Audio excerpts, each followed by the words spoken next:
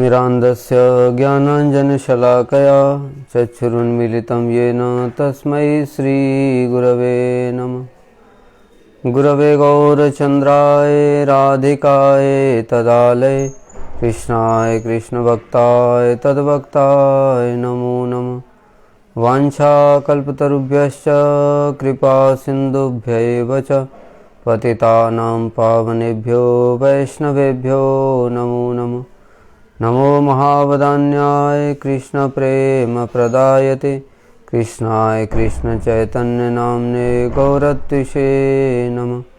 हे कृष्ण करुणा सिन्धो दीनबन्धो जगत्पते गोपेश गोपिकान्त राधाकान्त नमस्तुते।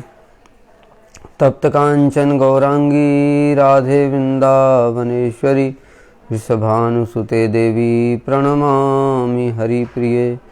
वृंदायै तुलसीदेव्यै प्रियायै केशवस्य च कृष्णभक्तिप्रदे देवी सत्यवत्यै नमो नमः।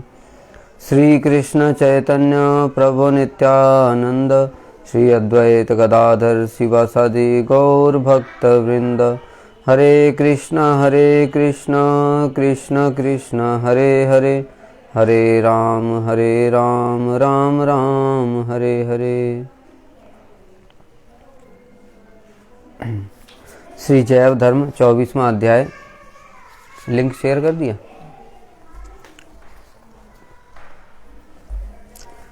प्रमेय के अंतर्गत नाम अपराध का विचार। अब तक हम लोगों ने श्रवण किया था 3 नाम अपराध। पहला साधु निंदा, दूसरा शिव आदि देवताओं को भगवान से स्वतंत्र मानना, तीसरा गुरु अवज्ञा। इसी क्रम में चौथा नाम अपराध है श्रुति शास्त्र निंदनम। यह श्रुति शास्त्र निंदा क्या है? श्रुति में जहाँ परमार्थ के विषय में विशेष शिक्षा है वहाँ श्री नाम को सर्वश्रेष्ठ रूप में वर्णन किया गया है। जैसे उदाहरण दे रहे हैं ओम आस्य जानन्तो नाम चिद विविक्तन महस्ते विष्णो सुमतिम भजामहे। ओम तत्सत। ओम पदम देवस्य नमसा व्यन्तः स्रवस्य वस्रव आपन्न मृक्तम नामानि चिद्धीरे यज्ञानि भद्रायन्ते रणयन्तः संदृष्टौ। क्या अर्थ है इसका? पहला जो ओम आज से जानन्तो नाम चिद विविक्तन महस्ते विष्णु सुमतिम भजामहे। हे विष्णु, जो मनुष्य तुम्हारे नाम का विचार पूर्वक सत्य उच्चारण करते हैं उनके भजन आदि नियमों में कोई गड़बड़ी नहीं होती। अर्थात कहने का तात्पर्य क्या हुआ कि जो भगवान का नाम है वही समस्त वेदों का शास्त्रों का सार है।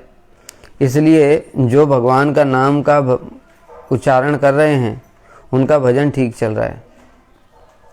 अर्थात श्री नाम ग्रहण में देश काल और पात्र की विषमता का विचार नहीं है, क्योंकि अन्य चीज़ों में जैसे बता यज्ञ है, दान है, व्रत है, तप है, इन सब में देश घड़ी काल पात्र का विचार होता है।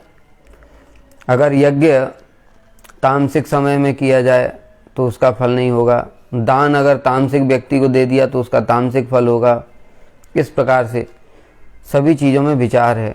शुद्धि अशुद्धि का भी विचार है। यज्ञ अपवित्र स्थान में नहीं हो सकता है, किंतु भगवान के नाम में कोई भी विचार नहीं है। इसलिए यहाँ पर कह रहे हैं कि श्री नाम ग्रहण में देश काल और पात्र की विषमता का विचार नहीं है, क्योंकि नाम ही ज्ञान स्वरूप है, सर्व प्रकाश स्वरूप है और परम ज्ञातव्य विषय है। अतएव हम नाम की वंदना करते हैं, क्योंकि नाम क्या है? भगवान से अभिन्न है। इसलिए उसमें देश घड़ी काल पात्र का विचार नहीं है। ओम तत्सत। ओम पदम देवस्य नमसा व्यन्तः स्रवस्य वस्रव आपन्न मृक्तम। हे परम पूजनीय, आपके चरण कमलों में बारंबार प्रणाम करता हूँ, क्योंकि इन्हीं श्री चरण कमलों की महिमा सुनकर भक्तजन यश और मोक्ष के अधिकारी हो जाते हैं। भगवान के चरणों की कितनी महिमा बताई शास्त्रों में।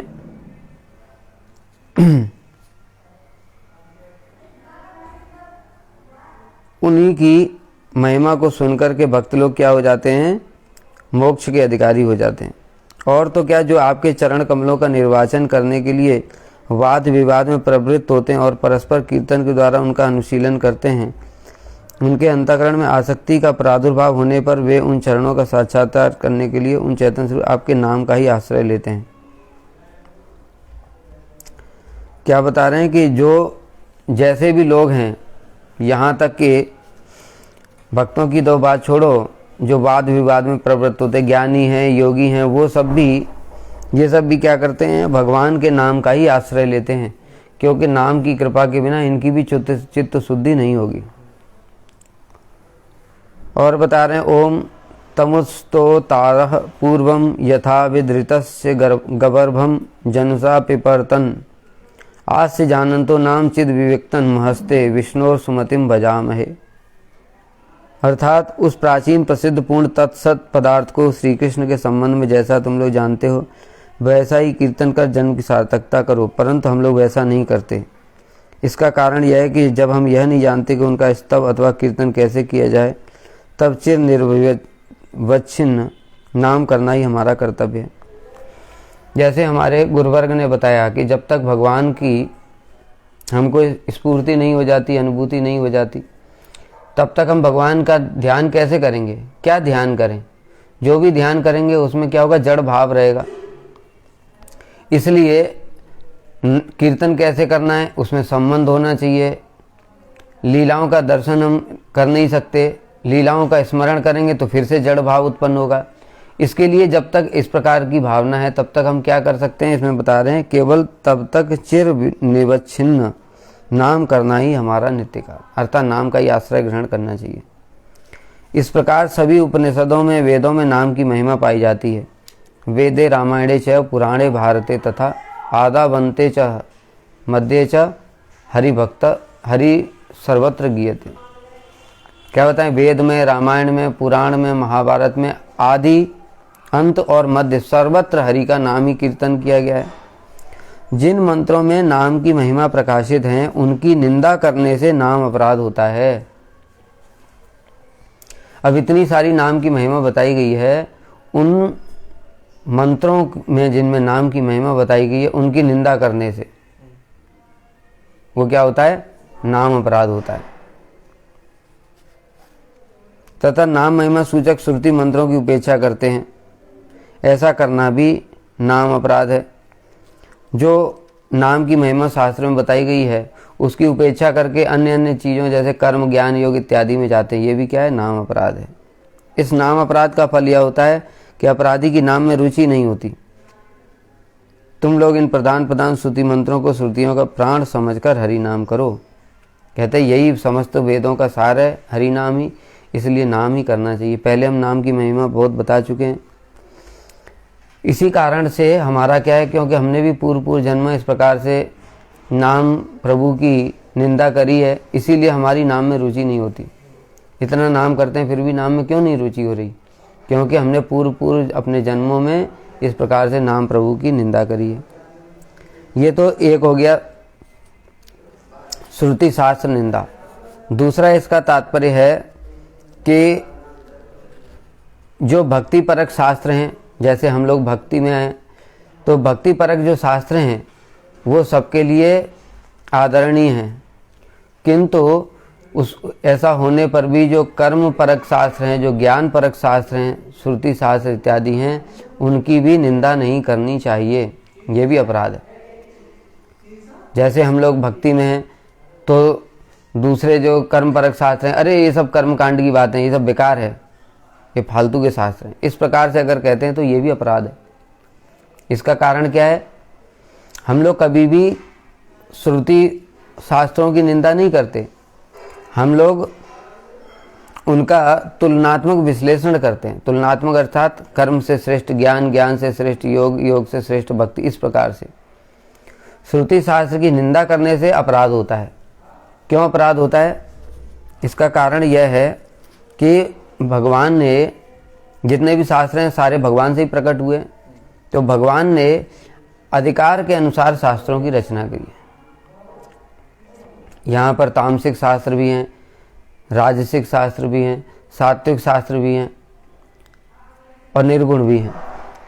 तो इसमें जो होते हैं तामसिक, राजसिक इत्यादि, वो उन अधिकारी, निम्न अधिकारी के व्यक्तियों के लिए हैं। तो अगर हम ये कहते हैं कि ये सब ठीक नहीं है, तो इससे क्या होगा, भगवान में ही दोष आ जाएगा। तो क्या भगवान ने ये बिना किसी कारण के शास्त्र प्रकाशित किए क्या हम भगवान से भी ज़्यादा जानते हैं? ये तो हो गया भगवान के ऊपर ही टीका लगा रहे हैं हम कि ये सब शास्त्र ठीक नहीं है। अगर ठीक नहीं होते तो भगवान उनको प्रकाशित ही क्यों करते? जैसे बताया कि जगत में जितने भी 3 प्रकार के लोग हैं, सारे जितने प्रकार के जीव हैं उनको 3 भागों में विभाजित, तामसिक, राजसिक और सात्विक। तो उनके अधिकार के अनुसार ही उनकी क्रमशः प्रगति कैसे होगी? तो उनकी प्रगति करने के लिए भगवान ने क्या किया, तीनों प्रकार के शास्त्रों की रचना करवाई है।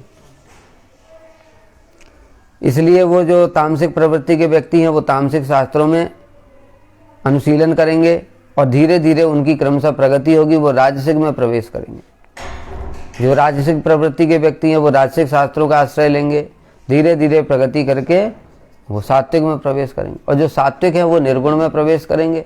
इस प्रकार से तो प्रगति होगी। लेकिन अगर हम भक्ति में आ गए और ऐसा बोलते हैं ये तामसिक, राजसिक, सात्विक सब बेकार है, फालतू के, इनको मत छुओ, इस प्रकार से कहते हैं, तो ये क्या है, हमारा ही नाम अपराध हो जाएगा। क्योंकि जैसे बताया श्रुति शास्त्र जो भी हैं वो सब भगवान के द्वारा ही प्रकाशित हैं, और भगवान ने ऐसे अलग अलग अधिकार के व्यक्तियों के लिए उस प्रकार की व्यवस्था की है। उनकी निंदा करना अपराध है। जैसे बहुत सारे शास्त्र होते हैं, उसमें हम लोग देखते हैं एकादशी उसका फल दिया है, जागतिक कोई फल दे दिया, तो हम लोग कह देते कि अगर ये शास्त्र बेकार है, इसको मत पढ़ो। बेकार कुछ नहीं है, बेकार कुछ भी नहीं है, किंतु क्या है, अधिकार की बात है, जिसका निम्न अधिकार है। अब देखो भगवान ने ही गीता में कर्म योग बताया, ज्ञान योग बताया और भक्ति योग, तीनों क्यों बताए? तो हम क्या, जो भगवान ने कर्म योग बताया, क्या उसकी हम निंदा करेंगे? ये भगवान ने फालतू की बात बताई है। अगर इस प्रकार से बोलते हैं तो क्या होगा, ये अपराध होगा। भगवान की कोई बात फालतू हो सकती है क्या? भगवान की कोई भी बात फालतू की नहीं हो सकती। तो फिर उन्होंने कर्म योग क्यों बताया? क्योंकि जो व्यक्ति हैं जिनका निम्न अधिकार है, जिनका भी कर्म में ही अधिकार है, कर्म में ही आसक्ति है, वो कर्म को त्याग ही नहीं कर सकते, तो उनके लिए फिर क्या करें भगवान? उनकी प्रगति कैसे करेंगे? इसके लिए उन्होंने क्या किया, कर्म करते हुए धीरे धीरे आगे बढ़े गए।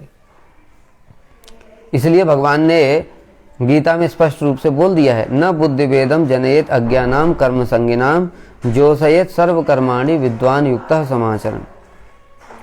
कि जो व्यक्ति जिनकी अभी कर्म में आसक्ति है, उनके मन में बुद्धि भेद उत्पन्न नहीं करना चाहिए। बुद्धि भेद का मतलब क्या है? अरे ये कर्म तो दुखजनक है, इसको छोड़ो, सब माया है, इसे तुम्हें कुछ नहीं मिलेगा, नरक जाना पड़ेगा। तो भगवान ने इसको मना कर दिया है, न बुद्धि भेदम जनयेत, इस प्रकार से मत करो। कर्म संगिनाम, जिनकी कर्म में संग माने आसक्ति है, फिर क्या करें उनको? जो सयेत सर्व कर्माणि विद्वान युक्ता समाचर, उनको कर्म में ही लगाओ, क्योंकि कर्म में ही आसक्ति है, तो उसको वैसा ही उपदेश दो। और वैसा उपदेश देकर के क्या बोलो, लेकिन कि तुम कर्म तो कर रहे हो, वो तो ठीक है, किंतु ऐसे कर्म करने से दोष लगेगा, तो तुम क्या करो, भगवान को कर्म का फल अर्पण करो, और कर्म की फल की इच्छा भी मत करो। क्यों? क्योंकि तुम इच्छा करने से भी तुम्हारे फल हाथ में ही नहीं है, तो इच्छा करने से फायदा क्या रहा? उल्टा जब हम इच्छा करते हैं फल की, तो हमारा मन उसी में लगा रहता है, फिर जब वैसा फल नहीं मिलता है तो हमको बड़ा दुख होता है। तो इसलिए दुख का कारण खुद उत्पन्न क्यों करते हो?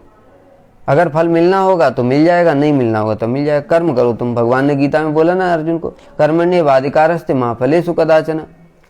देखो सभी लोग क्लास में पढ़ाई करते हैं, किंतु सभी तो पास नहीं हो जाते, सभी टॉप भी नहीं कर जाते, सभी की फर्स्ट डिवीजन नहीं आ जाती। मेहनत तो सभी कर रहे हैं, किंतु टीचर भी एक ही पढ़ा रहा है, तो फल किसके हाथ में है? फल उनके हाथ में है ही नहीं, क्योंकि अगर उनके हाथ में होता तो सभी 100 में 100 नंबर ले आते। फल तो है भगवान के हाथ में, इसलिए जिसको जैसा फल मिलना है वैसा तो मिलेगा ही मिलेगा। तो उसके अनुसार फिर अगर हमने पहले से सोच के रखा है मेरे 100 में 100 नहीं आएंगे, 100 में 100 आने चाहिए, 100 में 100 अगर नहीं आए, टॉप नहीं किया, तो फिर क्या है, लोग सुसाइड कर लेते हैं। पास नहीं हो पाए तो सुसाइड कर लेते हैं। तो भगवान इसलिए समझा रहे हैं कि तुम ऐसा क्यों करते हो, फल को छोड़ दो, वो तो जो मिलना है मिलेगा, कर्म करते रहो और भगवान को कर्म का जो फल है वो अर्पण कर दो। इसी को कहते हैं कर्मयोग। भगवद अर्पित निष्काम कर्म को ही कर्मयोग कहते हैं। तो ये किन के लिए बताया उपाय, जिनकी कर्म में आ सकती है। फिर जो इससे ऊपर उठ गए, यानी भगवत अर्पित निष्काम कर्म करते जा रहे हैं और ये समझ गए अच्छे प्रकार से कि कर्म का फल तो हमारे हाथ में है ही नहीं, मिल भी सकता है, नहीं भी मिल सकता है, मिलेगा तो भी जरूरी नहीं कि हमारे लिए लाभदायक हो, जरूरी थोड़ी लाभदायक हो। इतने सारे बड़े बड़े असुरों ने तपस्याएं की, यज्ञ किए, दान किए, व्रत किए और अंत में जो उनको फल मिला वो उनकी मृत्यु का कारण बना कि नहीं। देखो हिरण्यकश्यपु ने इतना बड़ा वरदान मांगा और वही वरदान उसकी मृत्यु का कारण बना। और भस्मासुर है, उसने वरदान मांगा मैं जिसके भी सिर पर हाथ रख दूंगा भस्म हो जाएगा, वही उसके मृत्यु का कारण बना। तो ऐसे कर्म का फल भी है, वो जरूरी नहीं है। लोग बहुत संतान की कामना करते हैं। भागवत के महात्म्य में वर्णन आता है, जो ब्राह्मण थे उन्होंने संतान की कामना करी, बहुत कामना करी, उससे संतान हुई धुंधुकारी, वो क्या हुआ, वही उनके दुखों का कारण बन गया। तो इस प्रकार से होता है कि नहीं। तो कर्म का फल आवश्यक नहीं कि हमारे लिए अच्छा ही हो, तो इसलिए फल की इच्छा को छोड़ देते हैं। ऐसे लोग बुद्धिमान होते हैं। फिर वो क्या करते हैं, कर्म को भी धीरे धीरे त्याग करते। जब सोचते हैं फल से ही हमको कोई मतलब नहीं, तो कर्म करके ही क्या फायदा। इनका अधिकार थोड़ा उन्नत हो जाता है, ज्ञान में प्रवेश कर जाते हैं। ये लोग ज्ञान योग की अवलंबन करते हैं। तो भगवान कह रहे हैं इनको भी मत छेड़ो, इनको भी ऐसे मत बोलो अरे ज्ञान प्यान में कुछ नहीं रखा, सब फालतू है, भक्ति करो। इनका भी अधिकार है, इसलिए ज्ञान योग बताया भगवान ने। हमने बताया ना, भगवान ने तो कोई भी चीज़ फालतू नहीं बोली, तो इनके लिए ज्ञान योग बता दिया, जो संसार से विरक्त हैं और मोक्ष प्राप्त करना चाहते हैं। अब तीसरे जो हैं, वास्तव में जो सर्वोत्तम वस्तु है वो क्या है, भक्ति है, जिसके द्वारा भगवान को वास्तव में प्राप्त किया जा सकता है, जाना जा सकता है। भक्त्या माम अभिजानाति यावान यह च अस्मि तत्वतः। भगवान स्वयं ही कह रहे हैं कि मुझे केवल मात्र भक्ति के द्वारा ही तत्वपूर्वक जाना जा सकता है। लेकिन बाकी जो दोनों भी तो भगवान ने बताया, तो वो गलत थोड़ी है। अगर गलत होता तो भगवान कभी बताते ही नहीं, अधिकार के अनुसार है। इसलिए अगर कोई व्यक्ति जो भक्त है वो कर्म और ज्ञान की जो उपदेश दिया है भगवान ने, उसकी निंदा करता है, तो ये क्या होगा, अपराध हो गया। क्योंकि ये साक्षात भगवत गीता की निंदा हो गई और ये साक्षात भगवान की निंदा हो गई। उसी प्रकार से ये जितने भी शास्त्र हैं उनमें जो उपदेश दिए गए हैं वो सब किसने दिए हैं, भगवान ने ही दिए हैं, किसी माध्यम से या स्वयं। तो उनकी जो निंदा करते हैं, उन श्रुति शास्त्रों की, तामसिक और राजसिक शास्त्रों की, ये क्या है, ये अपराध है। यही चतुर्थ नाम अपराध है, श्रुति शास्त्र निंदा।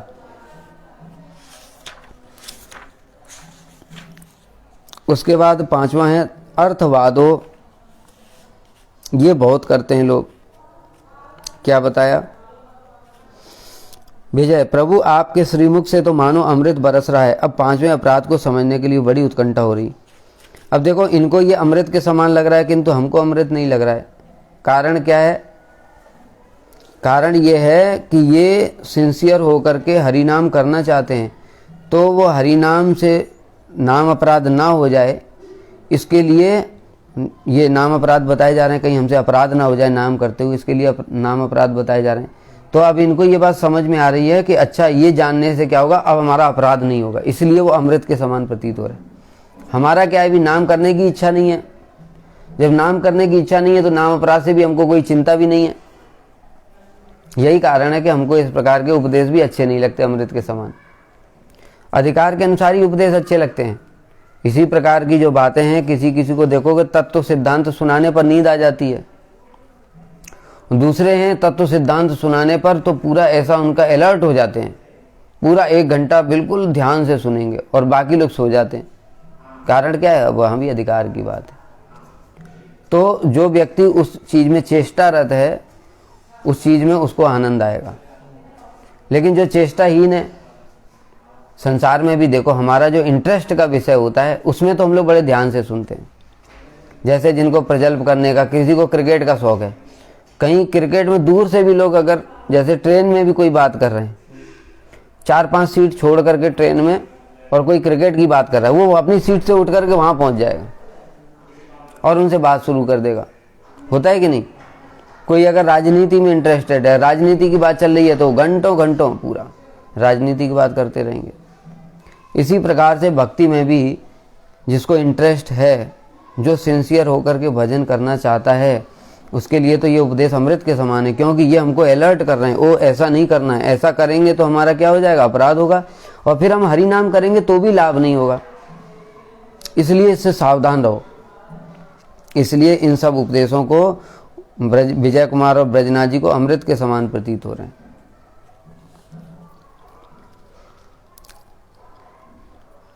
बाबा जी, हरि नाम में अर्थवाद ही 5वां नाम अपराध है। जैमिनी संहिता में इस अपराध का उल्लेख इस प्रकार किया गया है। श्रुति स्मृति पुराणेषु नाम महात्म्यम वाचिषु ये अर्थवाद इति ब्रूयुर्न तेषां निरयच्छयः। क्या बता रहे हैं?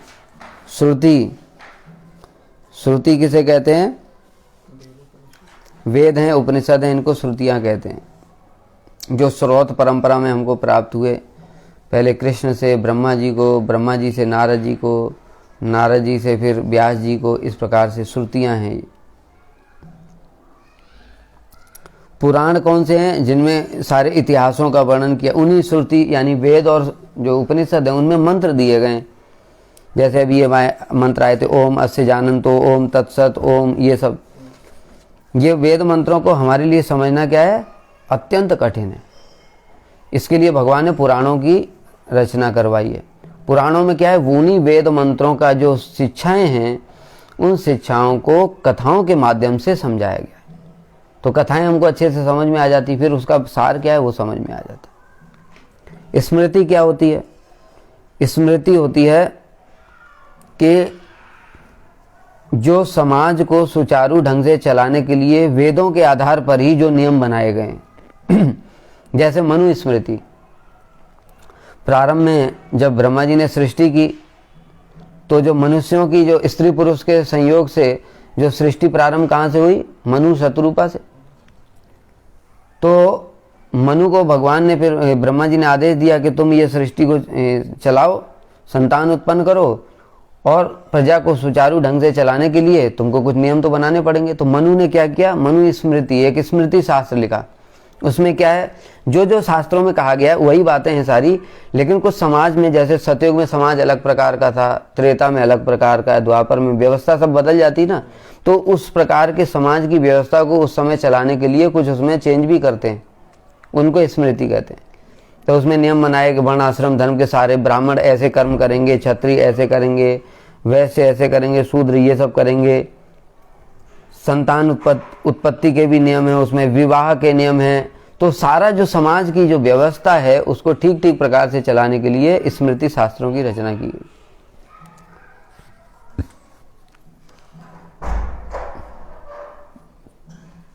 तो यहाँ पर बता रहे हैं, श्रुति स्मृति वेद पुराण इत्यादि के मंत्रों को जो अति स्तुति रूप अर्थवाद मानते, नाम महात्म्य वाचिसु, जो नाम की महिमा बताई गई है उसको अर्थवाद इति, ये अर्थवाद है। अर्थवाद का क्या मतलब होता है, अतिशयोक्ति। अतिशयोक्ति किसे कहते हैं, किसी भी बात को बढ़ा चढ़ा करके कहना। जैसे युद्ध चल रहा है, जैसे राजा लोग जब युद्ध करते थे तो उनके सेवक होते थे जो कवि होते थे, जैसे पृथ्वीराज चौहान के चंद्रवरदाई हैं, इसी प्रकार से। तो वो राजा के साथ में जाते थे युद्ध में, और राजा ने जैसे जैसे युद्ध किया उसकी महिमा को बढ़ा चढ़ा करके बोलते थे कि आज ये राजा ने लाखों लाखों सैनिक मार दिए, लाख सैनिक पूरे भी नहीं थे, है ना, तब भी मार दिए, लाखों सैनिक मार दिए। ये क्या, अतिशयोक्ति। इस प्रकार से, अर्थात उतनी महिमा है नहीं किंतु उसको बढ़ा चढ़ा करके बोलना, इसको अतिशयोक्ति कहते हैं। उसी प्रकार से जो नाम की महिमा शास्त्र में बताई गई है, क्या शास्त्र में बताई गई है कि कोई मातृ हत्या, पितृ हत्या, गो हत्या, ये सारा ब्रह्म हत्या ये करके भी बैठा है, किंतु नाम करने से वो भी पाप नष्ट हो जाते हैं।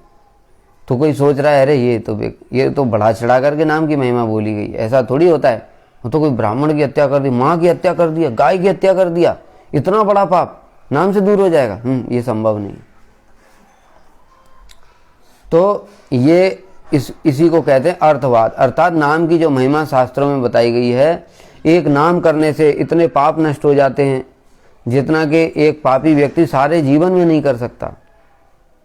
इस प्रकार की इसको भी क्या मानना, ये अर्थवाद है। ऐसा नहीं होता है जैसा कि श्री हरिदास ठाकुर के जीवन चरित्र में देखा जाता है। जब श्री हरिदास ठाकुर जी सप्तग्राम में आ गए थे, वहाँ पर जो गोवर्धन मजूमदार हैं और हिरण्य मजूमदार, जो रघुनाथ दास गोस्वामी के पिताजी गोवर्धन मजूमदार दो भाई थे, तो वो क्या है सभा बुलाते थे, धर्म सभा। उनकी धर्म सभा में बहुत सारे लोग एकत्रित थे और नाम की महिमा के ऊपर विचार चल रहा था। तो लोग, एक पक्ष के लोग कह रहे थे कि नाम का फल मुक्ति है, कोई कह रहा था नाम से सारे पाप नष्ट हो जाते हैं, कोई कुछ बोल रहा था, कोई कुछ बोल रहा था। उसी सभा में श्री हरिदास ठाकुर जी ने प्रवेश किया। जब हरिदास ठाकुर जी आ गए वहाँ सभा में, सभी को पता था ये तो नाम परायण वैष्णव हैं, नामाचार्य हैं, इसलिए नाम की वास्तविक महिमा क्या है हम इनसे ही पूछ लेते हैं। इसलिए सभी ने नामाचार्य हरिदास ठाकुर जी से नाम की महिमा के विषय में जिज्ञासा की कि नाम का फल क्या है। तो जो लोगों ने जो बातें की थी, तो हरिदास ठाकुर जी बोले कि देखो, जो मुक्ति है ये तो नाम के आवाज से ही मिल जाती है, नाम का फल तो है कृष्ण प्रेम, ऐसे बोला। तो वहां पर एक व्यक्ति था, उसका नाम था गोपाल चक्रवर्ती, ब्राह्मण था, नवयुवक था, बड़ा सुंदर था। उसने कहा देखो तो कैसा भावुक है ये हरिदास ठाकुर जी के लिए, कैसा भावुक व्यक्ति है कि नाम की महिमा को ऐसे बढ़ा चढ़ा करके बोल रहा है। अरे जो मुक्ति बड़े बड़े योगियों और ज्ञानियों को लाखों लाखों साल तक ध्यान तपस्या करने से भी नहीं मिलती, ये कह रहा है नाम की आवाज से ही मिल जाएगी। देखो तो इस भावुक की बातों को। इस प्रकार से उनसे बहस करने लगा और अंत में बोला कि अगर नाम के उससे मुक्ति ना मिलती, नाम की आवाज से मुक्ति ना मिलती हो तो तुम्हारे नाक कान गल जाएंगे। इस प्रकार से जब बोला तो हरिदास ठाकुर ने भी उसका अनुमोदन किया कि ठीक है, अगर नाम की आवाज से ही मुक्ति नहीं होती तो मेरे नाक कान गल जाएं। और इस प्रकार बोल करके वो सभा से चले गए। जब सभा से वो चले गए तो हाहाकार मच गया सभा में। क्यों? बाकी सब लोग जानते थे नामाचार्य हरिदास ठाकुर की महिमा कितनी है, और वो नाम परायण वैष्णव हैं, 3 लाख शुद्ध नाम प्रतिदिन करते हैं, नाम की महिमा को वही जानते हैं। ये क्या है, ये तो नवयुवक है, अपने आप को पंडित मानता है, इसको कुछ भी नाम की महिमा पता ही नहीं है। इसलिए सभा में हाहाकार मचने लगा। कहते सब लोग कहने लगे ये गोपाल का तो विनाश हो गया। और 3 दिन के बाद में उसके बड़े बड़े सुंदर उंगलियां थी और बड़ी सुंदर उसकी नाक थी, वो सब गल गई। ये क्या है? नाम अपराध किया उसने। क्या नाम अपराध किया? अर्थवाद। अर्थात ये सोच रहा है कि नाम की महिमा को जो शास्त्र में बताया कि नाम के आवाज से ही मुक्ति हो जाती है, ये अर्थवाद है, अर्थात बढ़ा चढ़ा करके बोला गया। श्रील रूप गोस्वामी पाद जी ने नामाष्टक में क्या बोला है? यद ब्रह्म साक्षात कृत निष्ठयापि विनाश मायात विना न भोगे अपैत नाम स्फुरणेन तत्ते प्रारब्ध कर्मेति विरोति वेदः। जो लोग ब्रह्म की साक्षात्कार कर लेते हैं, अर्थात ज्ञानी लोग, उनकी साक्षात ब्रह्म की अनुभूति होने पर भी उनका जो प्रारब्ध है वो नष्ट नहीं होता है। प्रारब्ध किसे कहते हैं? हमारे जन्मों के, पूर्व जन्मों के, हमारे जो इस जन्म में पाप के जो भोग करने हमको, जिनका भोग काल शुरू हो गया है, जिन पापों का भोग काल प्रारंभ हो चुका है, इस जन्म में हमको जो भोग करना है उसको प्रारब्ध कहते हैं।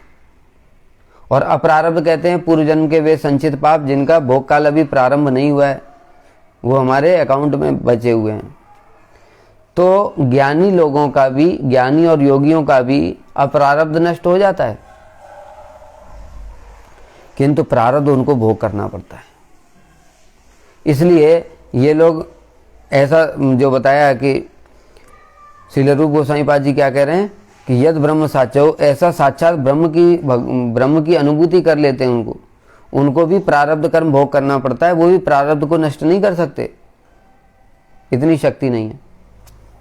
किंतु अपैति नाम स्फुरणेन तत्ते, जो प्रारब्ध कर्म है वो भी नाम के स्फुरण होने से यानी नामाभास से ही नष्ट हो जाता है। इसको भी लोग क्या समझते हैं, अर्थवाद है। इसका प्रमाण भी है। क्या प्रमाण है? अजामिल ने किया था, नामाभास ही किया था। और नामाभास भी दो प्रकार का होता है, एक श्रद्धा नामाभास और एक हेला नामाभास। तो हेला नामाभास होता है वो वाला 4 प्रकार का, सांकेत, पारिहास, स्तोभ और हेला। तो ये वाला उसका हेला नामाभास था, अर्थात भगवान का नाम श्रद्धा पूर्वक नहीं लिया था उसने, हेला पूर्वक लिया था। वो उससे ही उसके प्रारब्ध नष्ट हो गए। प्रारब्ध नष्ट होना क्या मतलब है? उसकी मृत्यु का समय आ गया, यमदूतों ने उसके फंदा डाल दिया।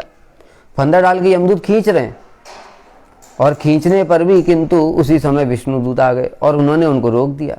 उसकी मृत्यु नहीं हुई, उसके प्राण बच गए। तो ये सब कैसे हुआ? नाम के आभास से ही तो हुआ, साक्षात प्रमाण है। तो इसी प्रकार से श्रील रूप गोस्वामी पाद जी कह रहे हैं कि जो ज्ञान की साक्षात अनुभूति हो जाती जिनको, उनका भी प्रारब्ध कर्म किंतु नष्ट नहीं होता है, वो तो नाम के आवाज से ही नष्ट हो जाता है ऐसा प्रारब्ध।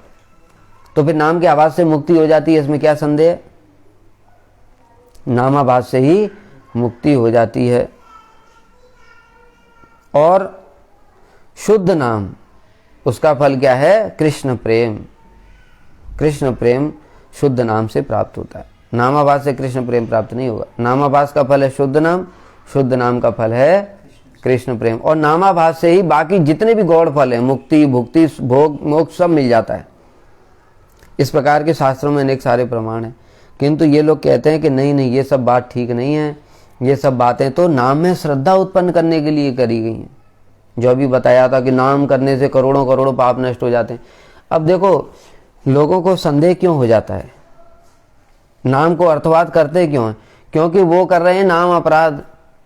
अभी जिसको नाम का तत्व पता नहीं है तो वो नाम अपराध कर रहा है, और वो क्या सोच रहा है, मैं तो इतना नाम कर रहा हूं, मेरे तो कोई पाप प्रारब्ध अपरारब्ध कुछ नष्ट नहीं हो रहा है, तो फिर इतना बड़ा गो हत्या, मातृ हत्या, पितृ हत्या ये कैसे नष्ट हो जाएगा?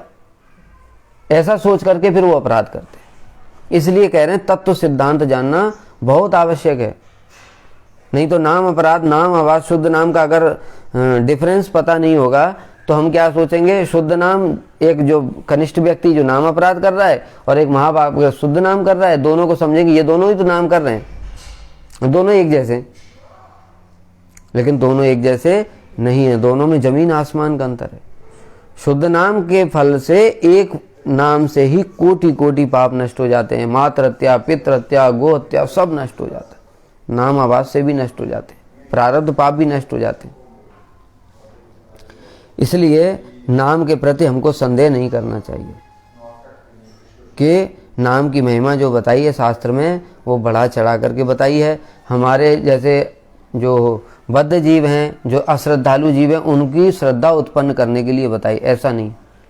उल्टा शास्त्रों में जो नाम की महिमा बताई है वो घटाकर ही बताई है, बढ़ा करके तो कभी कुछ नहीं बताते, घटाकर ही बताते हैं। कैसे? देखो एकादशी का फल क्या है? भक्ति। एकादशी का फल भक्ति है, लेकिन शास्त्र में एकादशी का फल जो राजसिक और तामसिक शास्त्र, उनमें एकादशी का क्या फल बता दिया? पुत्र प्राप्त होता है, मोक्ष प्राप्त होता है। तो ये जो है, ये जो फल बताइए तो घटाकर ही तो बताया, बढ़ा करके कहाँ बताया? नाम करने से प्रारब्ध नष्ट हो जाते हैं, ये नाम की महिमा है कि नाम की महिमा को घटा दिया? ये तो लोग इस बात को नहीं समझते। वो सोचते हैं नाम की महिमा को बढ़ाकर बताया। अरे नाम की महिमा को घटा करके बताया तुम्हारे लिए, क्योंकि तुमको नाम की अनुभूति है नहीं, इसलिए नाम की महिमा को उल्टा, नाम से प्रारब्ध नष्ट हो जाता है, नाम से मोक्ष प्राप्त हो जाता है, ये तो नाम की महिमा को बहुत घटा दिया। इसलिए कभी भी नाम के प्रति जो अर्थवाद है वो नहीं करना चाहिए कि शास्त्रों में जो नाम की महिमा इतनी सारी बताई है वह ठीक नहीं है। हम इसके विषय में पिछले वाले अध्याय में बहुत विस्तार से बताया था कि नाम के फल क्या क्या फल है, नाम से क्या क्या संभव हो जाता है। नाम स्वयं कृष्ण है और कृष्ण के लिए प्रारब्ध नष्ट करना, कृष्ण के लिए मोक्ष देना, ये कोई बड़ी बात है क्या? तो फिर उनकी महिमा क्या है? कृष्ण से प्रारब्ध नष्ट करवाना, कृष्ण से मोक्ष प्राप्त करना, ये कृष्ण की महिमा घटाई है कि बढ़ाई है? ये तो कृष्ण की महिमा नहीं है। ब्रह्म संहिता में बोधायन के प्रति श्री भगवान ने कहा है, यह नाम कीर्तन फलम विविधम निशम्य न श्रद्धाति मनुते यदुतार्थवादम यो मानुषस्तमिह दुख चय छिपामि संसार घोर विविधार्ति निपीडितांगम। क्या बता रहे हैं यहाँ पर? ब्रह्म संहिता के बोधायन में, बोधायन के प्रति, जो मनुष्य हरिनाम की महिमा सुनकर भी उनके प्रति श्रद्धा युक्त नहीं होता, न श्रद्धाति मनुते यदुता अर्थवादम, और जो उसको अर्थवाद समझता है, यानी मैंने अभी जो बताया कि नाम की जो शास्त्रों में अनेक सारी महिमा जो पिछले अध्याय में बताई थी, उनमें बहुत सारी महिमा, इसको सुनकर भी श्रद्धा तो होती नहीं है, उल्टा क्या सोचता है? ये अर्थवाद है, अर्थात ये नाम की महिमा को बढ़ा चढ़ा कर बताया। भगवान कह रहे हैं छिपामी, माने गिरा देता हूं उसको, संसार घोर विविध आरती निपीडितांगम, घोर संसार में उसको बार बार मैं गिराता हूं, और उसको क्या है? बहुत सारे दुखों से परिपूर्ण संसार में फेंक देता हूं। भगवान कह रहे हैं खुद ही, ये सत्य भी है, क्योंकि जो नाम प्रभु कौन है? स्वयं कृष्ण ही है।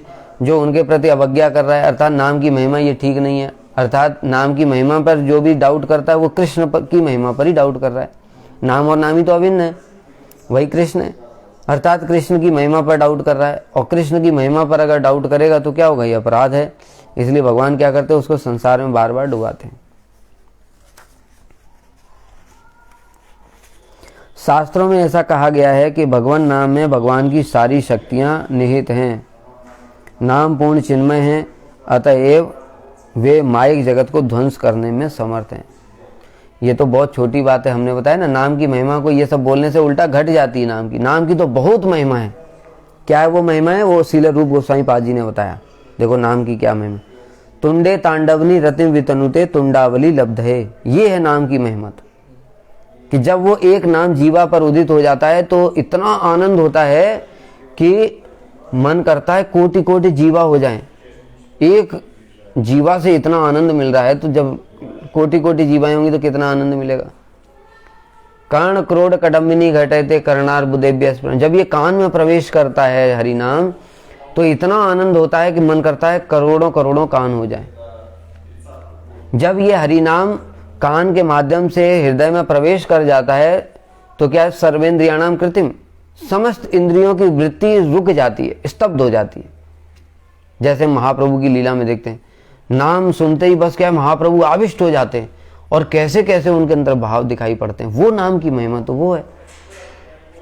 नो जाने जनता की यद्य अमृत कृष्णेति वर्ण दोई, कौन जानता है इन दो कृष्ण, जो ये दो वर्ण हैं, इनके अंदर कितना अमृत भरा पड़ा है। कृष्ण साक्षात गोलोक से छोड़ करके और जो नाम कर रहा है उसके वशीभूत हो जाते हैं और अपने नाम सुन करके आनंद लेते हैं। कृष्ण स्वयं आस्वादन करते हैं उसका। तो ये कृष्ण के नाम की ये महिमा है वास्तव में। बाकी जो महिमा बताई गई है वो तो वास्तव में नाम की महिमा को बड़ा घटा दिया गया है। क्यों घटाया गया? क्योंकि लोगों का अधिकार ही बड़ा निम्न है, उनको ये बात समझ में ही नहीं आएगी। इसलिए उनको क्या है, वो जगत में किस चीज को बड़ा समझते हैं? स्वर्ग बहुत बड़ी चीज है, मोक्ष बहुत बड़ी चीज है, ये पापों को नष्ट करना ये बहुत बड़ा काम है। इसलिए भगवान इन ऐसे लोगों की श्रद्धा उत्पन्न करने के लिए वास्तव में नाम की महिमा को इनके अनुसार बताया गया है कि भाई चलो नाम, तुम तब भी नाम करो, तुम्हें पाप नष्ट करने ना, चलो नाम करो, तुमने बड़े बड़े पाप कर दिए। श्री महाप्रभु की लीला में आता है ना, एक राजा थे, क्या नाम था उनका, जो ये हुसैन शाह के जो पहले राजा थे, उनका हुसैन शाह ने उनकी जाति ले ली और सभी जो लोग हैं उनसे पूछा उन्होंने कि भाई अब मैं क्या करूं, जाति ले लिया, जो जिससे हम लोग मलमूत्र त्याग करते हैं, वो जो बर्तन होता है उसमें पानी पिला देते हैं, उससे जाति नष्ट हो जाती है। तो ऐसा पहले मुसलमान लोग करते थे हिंदुओं की जाति नष्ट करने के लिए। तो ऐसा जब किया तो उसके बाद में वो बेचारे प्रायश्चित पूछ रहे हैं कि मेरी तो जाति नष्ट हो गई है। तो ब्राह्मण क्या कह रहे हैं कि जाओ तुम क्या है, खौलते तेल को पी करके प्राण दे दो, कोई कह रहा है खौलते तेल की कढ़ाई में जा करके प्राण दे दो, कोई कहता है गर्म लोहा पी लो। तो सब के सब जो भी उपाय बता रहे हैं वो कौन सा वाला बता रहे हैं? मृत्यु वाला। अर्थात अब तुमको मृत्यु के अलावा और कोई उपाय नहीं। महाप्रभु के पास आया दुखी होकर के, तो महाप्रभु ने उनका कहा कि सबसे बड़ा प्रायश्चित है वो है हरि नाम। हरि नाम से बढ़ करके कोई और प्रायश्चित का उपाय नहीं है, इसलिए तुम बस हरि नाम करो, तुम्हारे सारे पाप नष्ट हो जाएंगे। और उन्होंने बस हरि नाम किया और महाप्रभु की कृपा पात्र बन गए, महाप्रभु की कृपा हो गई, परम भक्त हो गए वो। तो ये देखा जाता है कि जितने भी जो अन्य अन्य संसार के जो लोग हैं जिनको नाम में श्रद्धा नहीं है, तो वो जिस चीज़ को बड़ा समझते हैं, अर्थात मोक्ष बहुत बड़ी चीज, इससे बढ़कर कुछ नहीं, तो उनकी श्रद्धा उत्पन्न करने के लिए कि ऐसे पापी लोग भी मोक्ष की प्राप्ति के लिए ही हरि नाम करें, कैसे जैसे तैसे करें।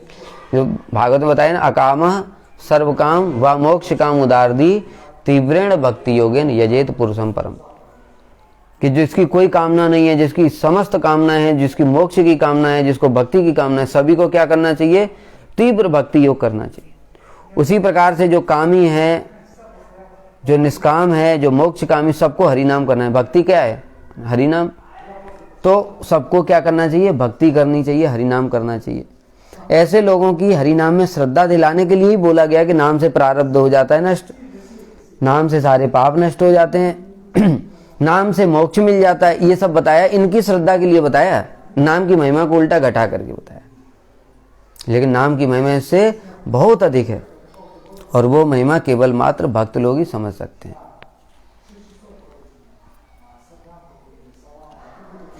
कृष्णेति मंगलम नाम यस्य वाची प्रवर्तते भस्मी भवन्ति राजेंद्र महापातक कोटयः। क्या बता रहे हैं? हे राजन, जिनके मुख में परम मंगल स्वरूप कृष्ण नाम निवास करते हैं, उनके कोटि कोटि महापातक जलकर भस्म हो जाते हैं। नान्यत पश्यामि जंतूनाम विहाय हरि कीर्तनम सर्व पाप प्रशमनम प्रायश्चितम द्विजोत्तमम। हे विप्रवर, जो समस्त पापों को ध्वंस करने वाले प्रायश्चित स्वरूप श्री हरि नाम का परित्याग करते हैं, मैं उन्हें पशु के अतिरिक्त और कुछ नहीं समझता। अभी हमने क्या बताया? महाप्रभु ने स्वयं ही ये प्रायश्चित बताया कि सबसे बड़ा जो प्रायश्चित है कुछ भी, वो शास्त्र में जो जो बातें बताई उनको सबको छोड़ो, हरि नाम करो, यही सबसे बड़ा प्रायश्चित।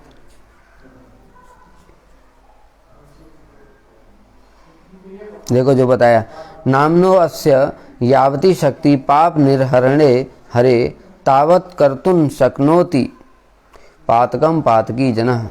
कह रहे हैं जो महापापी व्यक्ति भी है, उसकी जितनी पाप करने की सामर्थ्य नहीं है जितनी कि इस नाम में नष्ट करने की सामर्थ्य है। क्योंकि नाम स्वयं भगवान है ना, तो कृष्ण में क्या शक्ति नहीं है कि वो सारे पाप को नष्ट कर सके? जगाई मदाई का नहीं किया महाप्रभु ने, क्या किया? एक ही क्षण में उनके सारे पाप नष्ट कर दिए। तो वही महाप्रभु जो हैं वही तो नाम के रूप में अवतरित हुए हैं, इसलिए नाम में भी उतनी शक्ति है। ये सब नाम महात्म परम सत्य हैं। इन्हें सुनकर कर्म और ज्ञान व्यवसायी लोग अपने अपने व्यवसाय की रक्षा के लिए अर्थवाद की कल्पना करते हैं। क्या बता रहे हैं? अब अगर सब नाम करने लग जाएंगे तो जो कर्मकांडी व्यक्ति हैं, जो अपनी दुकान खोल करके बैठे, व्यवसायी बताया ना यहाँ, व्यवसायी कर्मकांड, जैसे बहुत सारे बताया ब्राह्मण लोग हैं, वो क्या करते हैं? अरे इतना दान करो, एकादशी करोगे तो उद्यापन करना पड़ेगा, उसमें इतना दान करना पड़ेगा। बेचारे लोग भयभीत हो जाते हैं, उसको सुनकर ही इतना भयभीत हो जाते हैं, इतना दान करना पड़ेगा कि वो तो इतना कर नहीं सकते, नहीं करोगे तो पाप लगेगा, तो बेचारे एकादशी नहीं करते। तो अगर भक्तों ने बता दिया कि अरे एकादशी के लिए कोई उद्यापन नहीं करना पड़ता, ये तो नित्य करनी है, शास्त्र में बताया। क्या बताया शास्त्र में? 8 वर्ष से 80 वर्ष तक सभी व्यक्तियों के लिए एकादशी अनिवार्य है और उसके लिए कोई उद्यापन इत्यादि नहीं करना, उसका फल तुम्हारे साथ में जाएगा। वो भक्ति है, साक्षात भक्ति प्राप्त होती है। उद्यापन क्यों करेंगे? हम कोई भक्ति का उद्यापन करते हैं क्या? अगर हम भक्ति के बाकी अंगों का श्रवण कीर्तन स्मरण इत्यादि हरि नाम इनका उद्यापन करते तो एकादशी का भी करते, लेकिन इन सब चीजों का कोई उद्यापन होता है कोई? उसी प्रकार से एकादशी का भी कोई उद्यापन नहीं होता है। ये कर्मकांडी लोगों ने क्या कर रखा है? व्यवसाय बना रखा है। तो इसलिए ये लोग क्या करते हैं? नाम में अर्थवाद की कल्पना करते हैं। नहीं, ये नाम की महिमा ठीक नहीं है, ये सब गलत बात है। अगर ऐसा नहीं बोलेंगे तो इनका व्यवसाय बंद हो जाएगा। ये दान पुण्य व्रत तप ये जो करवाएंगे वो सब बंद कर देंगे लोग। ज्ञानी लोगों का भी ऐसा ही है। अर्थवाद का तात्पर्य यह है, शास्त्र में नाम की जो महिमा कही गई है वास्तव में सत्य नहीं है, वह तो केवल नाम में रुचि उत्पन्न कराने के लिए बढ़ा चढ़ाकर कही गई, बता ही चुके हम। इस नाम अपराध से अपराधी व्यक्ति की नाम में रुचि नहीं होती। जो ऐसा करता है, हम मान लो कोई ब्राह्मण ऐसे बोल रहा है, फिर बाद में किसी जन्म में वो भक्त बना, अब जब वो हरि नाम करेगा तो क्या होगा? नाम में उसकी रुचि नहीं होगी। बहुत नाम करने पर भी रुचि नहीं आएगी। क्यों? क्योंकि उसने पूर्व किसी जन्म में क्या किया था? नाम की महिमा को बढ़ा चढ़ा करके भूला था, अर्थात अर्थवाद किया था नाम में, ये नाम अपराध किया था। मुकुंद प्रभु के वर्णन आता है ना, महाप्रभु ने क्या बोला? ये खड़जाटिया बेटा है। अर्थात जब जैसा इसका माहौल होता है तब वैसी ज्ञानियों के बीच में ज्ञान जैसी बात कर देता है, भक्तों के बीच में कभी मुकुंद ने बहुत पहले ऐसा किया था महाप्रभु को तो लेकिन याद है।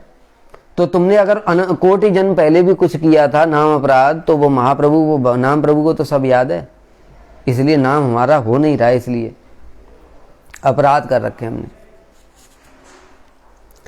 और बता रहे हैं तुम दोनों विजय कुमार और ब्रजनाथ जी को शास्त्रीय वचनों पर पूर्ण विश्वास कर हरि नाम करना, अर्थात शास्त्र में जैसा लिखा है वैसा ही सत्य है। जो अर्थवाद करते हैं उनका कभी भी संग नहीं करना, और जो ऐसा बोलते हैं कि नाम की महिमा बढ़ा चढ़ा करके शास्त्र में कही है, ऐसे लोगों का संग भी नहीं करना, नहीं उनका संग दोष आ जाएगा। और तो क्या, यदि अकस्मात कहीं से वे तुम्हारी आंखों के सामने भी पड़ जाएं तो समस्त कपड़ों के साथ स्नान कर लेना। यह श्री चैतन्य महाप्रभु की शिक्षा है। इनको दर्शन करना क्या है? ये भयंकर नाम अपराध, इनको दर्शन करना भी अपराध। ऐसे लोगों का संग तो करना ही नहीं, इनको कभी देखना भी नहीं है, इनका मुख भी नहीं देखना है, क्योंकि ये महाअपराधी है नाम प्रभु के चरणों में। इसलिए जैसे मायावादी लोगों को शास्त्र में पद्म पुराण में वर्णन है, जो ऐसे त्रिपुंड धारण करते हैं, इनको दर्शन करने के बाद में सवस्त्र स्नान करना चाहिए, इतना अपवित्र माना गया इनको। उसी प्रकार से ऐसा जो नाम अपराधी व्यक्ति है उसको भी दर्शन करके हमको सवस्त्र स्नान करना चाहिए। संग करना तो दूर की बात है। विजय प्रभु, गृहस्थ लोगों के लिए शुद्ध हरिनाम उच्चारण करना सरल नहीं जान पड़ता है। वही गृहस्थ लोग, मैंने बताया ना कि वो लोग नाम करते हैं, और नाम करते हैं तो कुछ दिनों के बाद जब कुछ होता नहीं है तो क्या सोचते हैं कि शास्त्र में तो ऐसा ऐसा लिखा है, हम तो इतना नाम कर रहे हैं, कुछ हो नहीं रहा है, इसका मतलब नाम की महिमा गलत है, अर्थवाद कर दिया तो अपराध हो जाता है। तो इसलिए कह रहे हैं कि ये तो गृहस्थ लोगों के लिए बड़ा मुश्किल काम है, और उनको तत्व सिद्धांत पता नहीं है। इसलिए बार बार कहते हैं, चाहे जो क्या है, सिद्धांत बलिया चित्ते ना कर आलस। कारण क्यों बताया? क्योंकि अगर गृहस्थ हो चाहे त्यागी हो, दोनों ही अगर सिद्धांत पता नहीं है तो नाम में अर्थवाद करेंगे, बार बार अपराध करेंगे, श्रुति शास्त्र निंदा करेंगे। वो शास्त्रों में ऐसे ऐसी बातें कही गई हैं, कर्मकांड, ये बेकार शास्त्र हैं, बस अपराध हो गया। इसलिए इसलिए हमने कहा था ये जो चैप्टर है बहुत बहुत इंपॉर्टेंट है सभी के लिए, क्योंकि हमको नाम करने से पहले भी नाम तत्व के बारे में जानना पड़ेगा। अपराध क्या है, कहीं अपराध ना हो जाए, क्योंकि अपराध हो गया तो नाम करने पर भी फल नहीं देगा। क्योंकि वे सब समय नाम अपराधी असत पुरुषों से घिरे रहते हैं, और चारों ओर समाज में बताया कर्मकांडी हैं, ज्ञानी हैं, वो क्या है, नाम की महिमा को इस प्रकार से अर्थवाद बोलते हैं। हम जैसे ब्राह्मण पंडितों के लिए सत्संग बड़ा ही कठिन है। हे प्रभु, आप कृपा कर हमें कुसंग छोड़ने की शक्ति प्रदान कीजिए। आपके मुंह से जितना अधिक श्रवण कर रहा हूँ, श्रवण की पिपासा और भी अधिक बढ़ती जा रही है। अब छठा नाम अपराध बताइए। छठा नाम अपराध बता रहे हैं, भगवान के नामों को कल्पित मानने से छठा नाम अपराध होता है। मायावादी और भौतिक कर्मवादी निर्विकार और नाम रूप रहित ब्रह्म को परम तत्व मानते हैं। देखो ये क्या है, जो ज्ञानी लोग हैं वो क्या कहते हैं, ब्रह्म है, सर्वोच्च तत्व क्या है, ब्रह्म है। वो क्या है, एक ज्योति है, वो निराकार है, निर्विकार है, निशक्तिक है, निर्गुण है, तो उसका नाम ही कहाँ है फिर? नाम तो कुछ है नहीं उसका। तो बाकी ये जो नाम है इस जगत में जो देखे जाते हैं, राम, कृष्ण, नृसिंह, वामन, कूर्म, गोविंद, दामोदर, माधव, ये जितने नाम ये कल्पना की है लोगों ने, इस प्रकार से ये लोग बोलते हैं। ये क्या है, महाअपराध है, नाम अपराध। क्योंकि नाम प्रभु जो नित्य हैं, भगवान के ये जितने भी नाम बताए हमने, शास्त्र में स्पष्ट रूप से वर्णन है कि संत यद्यपि में प्राज्ञा लीला शास्ता मनोहरा तास तथा संत वैकुंठे कृष्ण लीलार्थम आर्द्रता। क्या बता रहे हैं यहाँ पर कि जो भगवान की जितनी भी लीला स्थलियाँ हैं जो हम यहाँ पर देखते हैं, अयोध्या है, द्वारका है, मथुरा है, या यथा भूवि वर्तन्ते पूर्यो भगवत प्रिया, या यथा जो जो भूवि वर्तन्ते इस पृथ्वी पर वर्तमान है, पूर्यो भगवत प्रिया पुरियाँ जो भगवान की प्रिय हैं, जगन्नाथपुरी हैं, अयोध्यापुरी है, मथुरापुरी, द्वारकापुरी, वृंदावन धाम, ये सब जितनी भी हैं, तास तास्ता संत वैकुंठे, वो सब भी वैकुंठ में भी विराजमान है। लीला शास्ता मनोहरा, भगवान की वहाँ पर नित्य लीलाएं मनोहर चलती रहती हैं। तो अब बताओ, जिसने ये बोल दिया कि अरे जो कृष्ण हैं, राम जी हैं, ये क्या है, ये तो नाम काल्पनिक है, और वहाँ पर क्या शास्त्र में बता रहे हैं कि वो तो नित्य हैं, वहाँ पर वैकुंठ में भी वो विराजमान है, और तुमने क्या बोल दिया, ये तो कल्पना करी है लोगों ने, क्योंकि ये ब्रह्म को सर्वोच्च तत्व मानते हैं और राम कृष्ण इत्यादि को भी माइक मानते हैं, इसलिए ये ऐसा अपराध करते हैं कि भगवान के नामों को क्या मानते हैं, अनित्य मानते हैं, काल्पनिक मान लेते हैं। भाई देखो एक बात सुनो, अगर कोई काल्पनिक वस्तु है, हम देखते हैं किसी को ये हरि नाम करने से शास्त्र में वर्णन आता है, जैसे नामाचार्य हरिदास ठाकुर जी हैं, उनके अंदर इतनी शक्ति कहाँ से आई कि माया देवी को भी उन्होंने जीत लिया साक्षात। बड़े बड़े विश्वामित्र और सौबरी जैसे ऋषि जिन्होंने 60,000 साल 10,000 साल तपस्या की पानी के नीचे बैठ करके, वो क्यों नहीं जीत पाए? अगर नाम काल्पनिक होता तो उसमें शक्ति कहाँ से आती, ये बताओ। और कितने आश्चर्य की बात है, ये खुद भी नाम का आश्रय लेते हैं चित्त शुद्धि के लिए, और फिर कहते हैं नाम काल्पनिक है। अरे अगर ये काल्पनिक है तो तुम्हारा चित्त शुद्ध कैसे हो गया? कोई भी काल्पनिक चीज लो, अरे काल्पनिक बात छोड़ो, अगर तुम नाम काल्पनिक वस्तु है तो तुम किसी फिल्म के हीरो या हीरोइन का नाम लेकर के तुम जप करो, उससे चित्त शुद्ध हो जाएगा तुम्हारा? बोलो। भगवान का विग्रह क्यों लगाते हो? किसी हीरो हीरोइन का फोटो लगा लो, उससे तुम्हारा चित्त शुद्ध हो जाएगा। अगर काल्पनिक है तो काल्पनिक तो यही मतलब है कि कुछ भी लगा लो, लेकिन ऐसा नहीं होता है। भगवान के नामों में शक्ति है, इस कारण तो हरिदास ठाकुर ने तो माया को भी जीत लिया, लेकिन बाकी लोग नहीं जीत पाए जो तपस्या और ज्ञानी है, तपस्वी और ज्ञानी कर्मी, ये सब क्यों नहीं कर पाते? अगर नाम काल्पनिक है तो उसमें फिर शक्ति कहाँ से आ गई? जो हम लोग देखते हैं कि कली में पढ़ रहा था कि जो इंद्र हैं, एक बार उन्होंने कोई पाप कर दिया, एक स्त्री का वध कर दिया एक ऋषि के आश्रम में। वो ऋषि ने कहा कि इस आश्रम में तो कोई वध करता ही नहीं है, हिंसा ही नहीं करता, तुमने वो भी ऊपर से स्त्री तो अवध्य है, स्त्री को तो वध वैसे ही नहीं करना चाहिए, गाय स्त्री इत्यादि को, तुमने स्त्री का वध कैसे कर दिया? जाओ तुम स्त्री हो जाओ, शाप दे दिया, अब इंद्र स्त्री बन गया।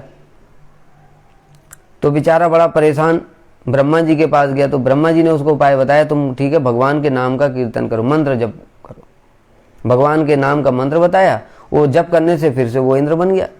अब बताओ, अगर ये काल्पनिक होता तो किसी व्यक्ति का ही नाम बता देते, इंद्र अपना ही नाम जप लेते। औरों की बात छोड़ो, इंद्र ने अपना नाम क्यों नहीं जप लिया? और ब्रह्मा जी ने अपना नाम क्यों नहीं बता दिया कि तुम मेरा नाम जप करो हो जाएगा? ब्रह्मा जी तो साक्षात हैं, तो अपना नाम क्यों नहीं बता रहे? उनके नाम में शक्ति नहीं है। शक्ति किसमें है? भगवान के नाम में। भूत प्रेत इत्यादि किसी के ऊपर आ जाते हैं, तुम उसके सामने किसी व्यक्ति का नाम ले दो, उस व्यक्ति के नाम लेने से क्या भाग जाएगा वो? और भगवान का नाम लेते ही क्या होता है? कांपने लगता है। तो ये क्या है? हमने तो साक्षात प्रमाण देखा है। नारायण कवच में क्या है? पूरा का पूरा शुरू से अंत तक नाम ही नाम है भगवान के, और साक्षात देखा कि जैसे ही नारायण कवच का पाठ किया, भूत के सामने वो कांपने लगा, भाग गया। और बाकी तुम करते रहो कुछ भी, काल्पनिक नाम क्या, पूरे मोहल्ले के जितने लोग उन सबका नाम ले डालो, भूत के सामने भागेगा। तो ये लोग क्या हैं? अपराधी हैं, जो भगवान के नाम को कल्पना समझते हैं। जो लोग ऐसा मानते हैं कि ऋषियों ने अपने कार्यों की सिद्धि के लिए राम कृष्ण आदि नामों की कल्पना की है, अर्थात चित्त शुद्धि के लिए या कुछ भी करने की सिद्धि प्राप्त करने के लिए कल्पना करिए, बस एक राम नाम होता है, एक कृष्ण नाम होता है, तो कुछ तुम और नई कल्पना करो, उससे क्या हो जाएगा, वे नाम अपराधी हैं।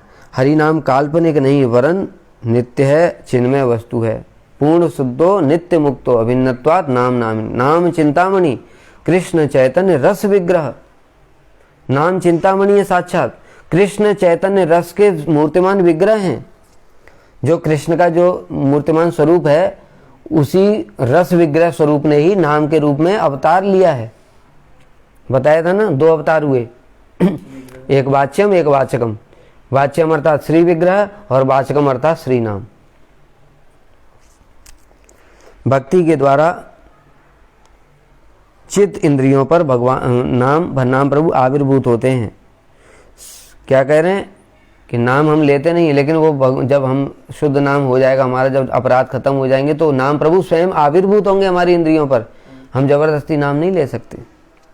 सदगुरु और वेद शास्त्र यही शिक्षा देते हैं। अतः हरि नाम को परम सत्य मानना। वो क्या है, पूर्ण शुद्धो नित्य मुक्तो, नित्य हैं वो। उन्हें कल्पित समझने से कभी भी नाम की कृपा नहीं पाई जा सकती। ये 6 नाम अपराध हो गए। अब जो बाकी 4 बचे हैं फिर हम लोग अगली कथा में श्रवण करेंगे। वांछा कल्पतरुभ्यश्च कृपा सिंधुभ्यैव च पतितानां पावनेभ्यो वैष्णवेभ्यो नमो नमः।